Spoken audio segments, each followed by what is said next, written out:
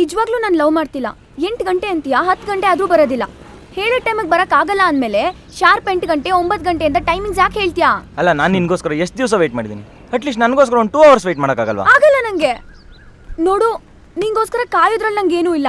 ಆದ್ರೆ ನೀನ್ ಕೊಡೋ ಡಬ್ಬ ರೀಸನ್ಸ್ ಇದೆಯಲ್ಲ, ಫ್ರೆಂಡ್ಸು, ಕೆಲಸ, ಮನೆ, ಫ್ಯಾಮಿಲಿ. ನೋಡು, ಪ್ರಾಬ್ಲಮ್ ಇರೋದು ನನಗೂ ನಿನ್ಗೂ. ಫ್ರೆಂಡ್ಸ್ ಫ್ಯಾಮಿಲಿ ಬಗ್ಗೆ ಏನಕ್ಕೆ ಮಾತಾಡ್ತೀಯಾ? ಯಾಕೆ ಮಾತಾಡಬಾರ್ದು? ನಿಂಗೆ ಅಷ್ಟೊಂದು ಕಮಿಟ್ಮೆಂಟ್ಸ್ ಇದ್ದವನು ಲವ್ ಏನಕ್ಕೆ ಮಾಡಬೇಕಿತ್ತು? ನಿನ್ನ ಲವ್ ಮಾಡಿದೀನಿ ಅಂತೇಳಿ ಎಲ್ಲ ಕೆಲಸನೂ ಬಿಟ್ಟು 24 ಅವರ್ ನಿನ್ ಜೊತೆನೇ ಇರೋಕ್ಕಾಗತ್ತಾ? ಓಕೆ, ಆಗಲ್ಲ ಅಲ್ಲ? ಸರಿ, ಬೇಡ, ಹೋಗಲು. ಏಯ್ ಸಂಧ್ಯಾ, ಸಂಧ್ಯಾ, ಸಾರಿ. ಇನ್ನೊಂದ್ಸರಿ ಫೋನ್ ಮಾಡು ಸಂಧ್ಯಾ. ಛೇ, ನನ್ನ ಪ್ರಾಬ್ಲಮ್ಮೇ ಅರ್ಥ ಮಾಡ್ಕೊಳ್ಳಲ್ಲ ಅಂತ. ಹೆಣ್ಣೈಕ್ಳುಗಳಿಗೆ ಏನೂ ಅರ್ಥ ಆಗಲ್ಲ. ನೀನೊಳ್ಳೆ. ನೀನಾದ್ರೂ ಹೇಳು ಬ್ರದರ್. ನೋಡು ಬ್ರದರ್, ಹೆಂಗ್ ಹೋಗ್ತಿದ್ದಾಳೆ ಬ್ರದರ್. ಗುರು, ನಿಂದಾದ್ರೂ ಇನ್ನು ಸ್ಟಾರ್ಟಿಂಗ್ ಸ್ಟೇಜ್ ಗುರು.